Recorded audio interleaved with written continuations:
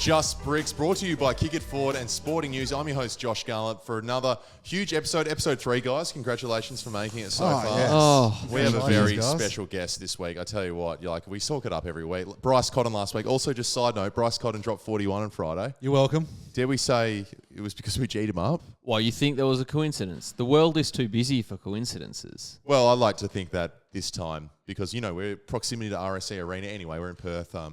Congratulations, Bryce Cotton. A huge game. We'll get to that in a second. But this week on the podcast, we have NBA fantasy expert and lead analyst for the Locked On Fantasy Basketball podcast, Josh Lloyd. You're a big fan. I actually Georgie. can't tell you how excited I am. Yeah. This is the guy that I listen to more than our own podcast when the Spotify Wrapped comes out. Listen to all his content. Wait, you listen to yourself? That's pretty weird.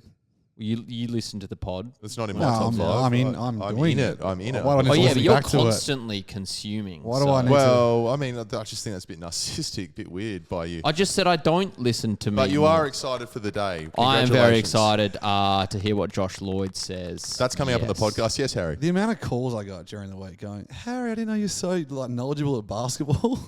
What the hell? You and you're running the show over there at Just Bricks. Well done. One listener said he would very much appreciate your naivete. Oh, yeah, okay. Do you want me to keep asking good questions? I actually do. I do, Yeah. because sometimes, some people don't know. This is where you get your basketball fix. Hopefully, if you are a Kick It Forward fan, potentially Sporting News fan, and you want to talk a bit more basketball in, let's hope, a bit of a lighthearted way, this is the way you do it. Harry, you're bringing that. I'm going to just hook something that we're going to speak about probably very soon. Okay, cool. I've got something for you this week.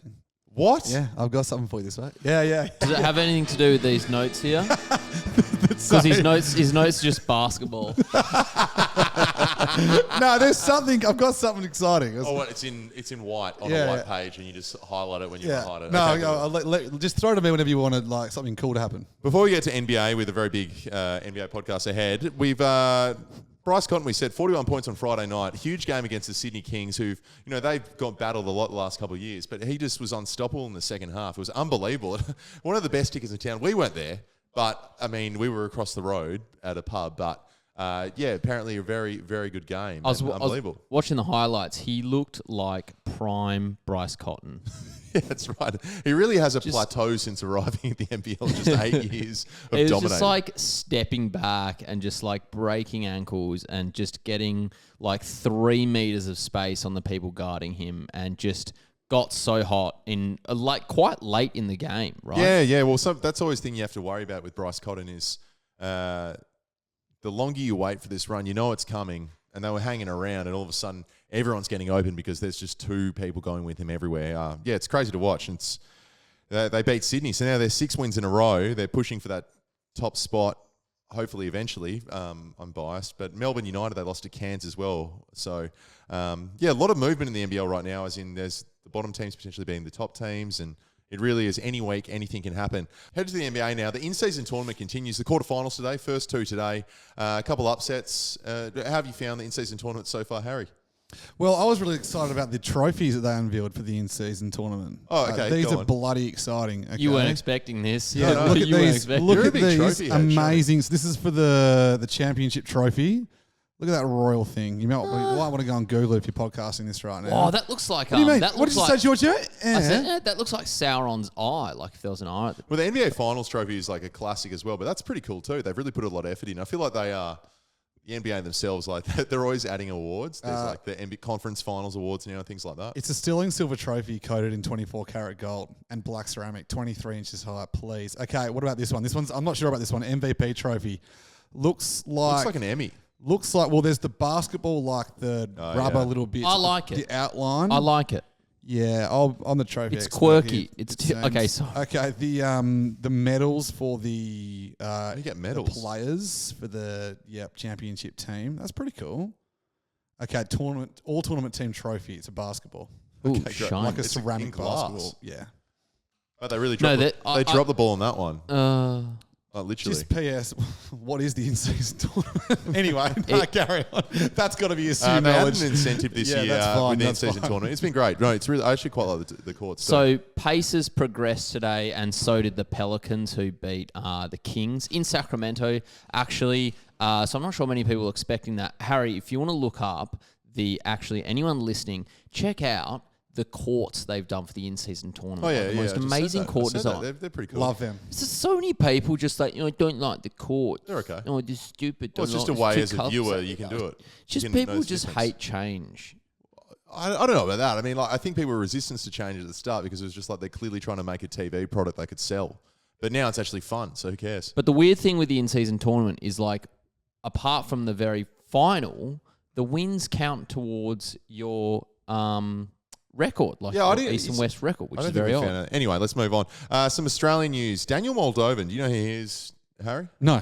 So he's one of the bigger names in Australian basketball because he represents a lot of the biggest Australian sporting basketball names, like Josh Giddey, Dyson Daniels. He also represents a bunch of others he's a member of an agency, right? Well, he was allegedly, and this is according to Fox Sports and also Code Sports, fired for comments about the Israel v Hamas war that's going on right now. And now he's he's an Orthodox Jewish man, and he was firing off on Twitter very, very strong words, which, I mean, I'm not going to comment on that in itself, but he's been fired. So that's a bit of a move. It's a big shake-up in the Australian basketball landscape because this guy who kind of has a big say in a lot of the big decisions with our biggest players now no longer represents them. So they're still, it's represented by the same group, but potentially he was the one that potentially brought them into it. So that's one to watch as well because, this might leave an opportunity to go to a different group. So there's a job up for grabs. Are you saying you're going to put your hand up? Well, if you don't want to, I will. Yeah, well, I okay. will. And finally, Giorgio, not some weird names or something? Do you want to just pick that up? Yeah, go for Hey, it. before we move on, I came across an Instagram post showcasing some of the weirdest and best names in college basketball. Okay. I'm gonna rattle off a few. This Go. guy's name, Always Right. Oh, okay. Okay, hang on a sec. Okay, yep. So wait, your brains over here? Tell me what your brains here with this joke. Would you go to always wrong or always left? No, the ironic thing is he's left-handed. Or would you go to never right or never left or never wrong? Yeah. I'd say never incorrect. Yep, sure. But How's I'm- he playing? All right. Problem with him, though, he will never take feedback. Yeah, I know. Imagine getting an argument with him. Coach is like, listen, you need to work on your right hand. And he'll be like, check my name shut tag. the fuck up. Check my name How tag. about this guy's name? A Million Bugs. How many? A Million Bugs. We've also got Tennessee Rainwater. Assistant coach. Hang on, Tennessee Rainwater. I love that. Assistant coach Dick Bender. Wow. Right, Good on him. DB. Yep. Freshman at Olympia High School, Jizzle James. Jizzle James. Well, JJ. he's always first out the gate. Georgetown forward, Supreme Cook. I thought you were going to say Supreme Court. Supreme Court's good though. Supreme Cook. Chris others? Cross, George Washington III. No, you can't. George Washington. Tony, but his surname is Tony with an E. Geez, E-Y. George Washington had a big break. How about this one? Wooga Poplar. Wooga Poplar. And Boo Booey. Boo Booey. He's actually meant to be really good. I was saying Boo Booey. There's also Rocket Watts. I like that one.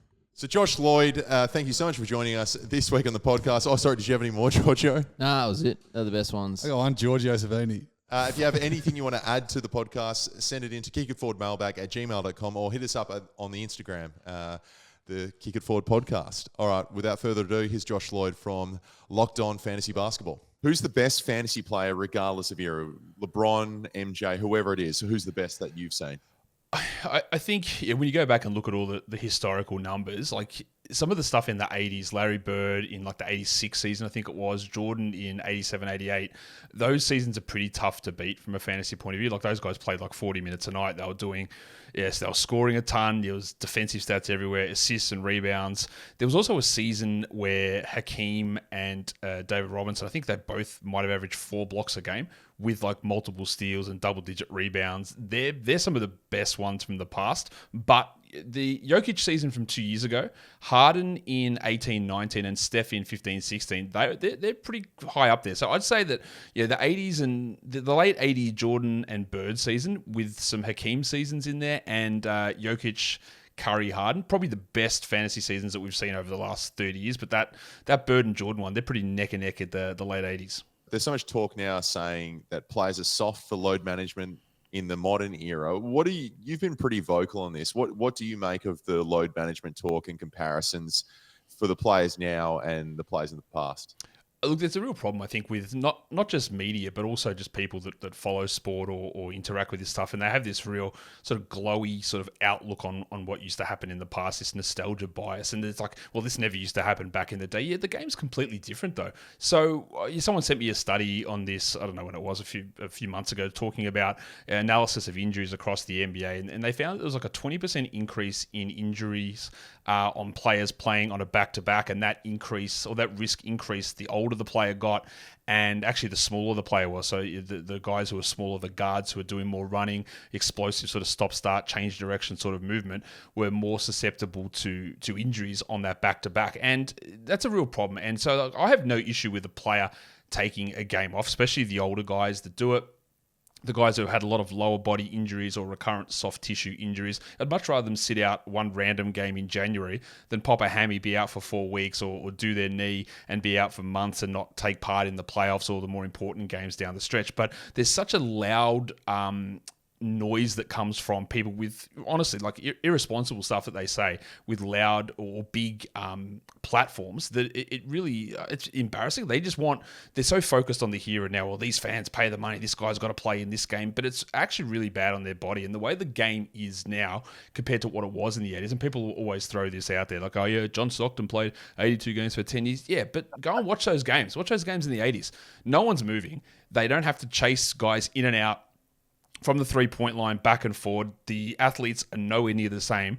The level of explosion and speed of movement, nothing's the same as what it was back then. So sure, they could have done that then, but also John Stockton's an example, but what about all the guys who lasted 4 years because their knees blew up or they weren't able to survive that? So picking out the one example, the 2 or 3 examples of guys that did so much is not a great way to do it when it seems relatively obvious. And you see it now. On a back-to-back, how many teams get blown out because they're exhausted? It's just a bad way to provide the best quality basketball, and they're just not going to change it because of the schedule and what they need to do to get the money in.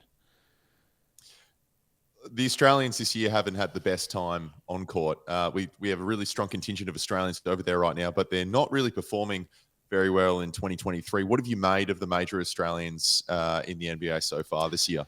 Yeah, it hasn't been great. Like Jock Landale's taken a step back from what he was doing last season. He's actually out of the rotation now in Houston. Josh Giddey's really struggling, even on court with what he's doing. They're going away from him at the end of games. They're bringing in guys like Cason Wallace and Isaiah Joe to close games over Giddey. His shooting numbers are well down. He's taken a lot of steps back there. Patty Mills, I don't even know if he's played a single second for the Hawks this season after being traded about 3 times in the offseason as well. Ben Simmons, of course, out again with the back issue. There's been a few bright spots. I think Joe Ingles, he's 18 months removed from the ACL injury. He's playing all right. He's not the same guy, but he's old and he's off an ACL injury, so he's doing pretty well. And we talk about guys like Dyson Daniels has taken a step up, but even like in the game, the in-season tournament quarterfinal games, like they basically took him out of the rotation. One of the big surprise of the Australian guys is Duop Reith, who's been getting some really strong minutes, and he's established himself as Portland's backup centre. And now DeAndre Ayton's dealing with a knee problem at the moment, actually. So Reith might be in line to start a couple of games here coming up. So he's probably been the biggest bright spot, along with Dyson Daniels. Even Josh Green sort of felt a little stagnant in what he's done. He hasn't really taken steps forward, and now another injury for him. He's going to be out for a few more weeks as well. Yeah, it's a tough time for Aussie basketball fans. We got a lot in there right now. Now you're in the world of fantasy basketball. Now there's a lot of social life around that, based around leagues. Have you come across many fantasy basketball punishments that you've either been involved with or you've been told about that you've probably helped the winners to not have to be a part of those punishments? I hope I've helped them to avoid the punishments rather than forcing them into those punishments. I put this out yesterday onto social media to get people to just send me some punishments they do in their league, and there was a great one from a guy who was based in Melbourne, bunch of guys in Melbourne with their fantasy league, and with the loser of the league, everyone else pulls in and they pay for a flight for the bloke to go up to Darwin. And you think that's fine, but then he's got to make his way back to Melbourne using public transport only, which is Look, I don't know. I don't even know if the Garn counts as public transport. I know it's a train, but it's not really public transport. It's a private train, so you have to get like buses. I don't know how it works. It sounds like an absolute nightmare. So that was one of them. Another good one, this guy had was the 5, 10, 15 rule, and you had like to do these 3 things. You had to do either 5 kilometers of running, drink 5 beers, 5 donuts, or eat 5 donuts, or 10 or 15. Choose one of them, whichever way you wanted to do it. So you had to either run 5Ks with 10 beers in you and having eaten 15 donuts, or run 15Ks after 5 beers with 10 donuts. And you had to work. You planned it out yourself, but you had to do one of those things. I think they're probably the 2 that amused me the most that I saw yesterday.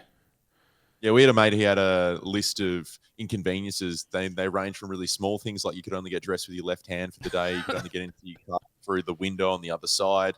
Or as another thing, you had to eat a wheel of cheese or like a block of cheese in a week. But I think the moral of the story is if you want to avoid getting punished, just follow Josh Lloyd and listen to the Locked On Fantasy Basketball podcast. Oh, that's a fantastic takeaway, Josh. I really enjoy that. That's completely just perfect media segueing. Awesome, mate. Thanks so much, Josh. Thank you.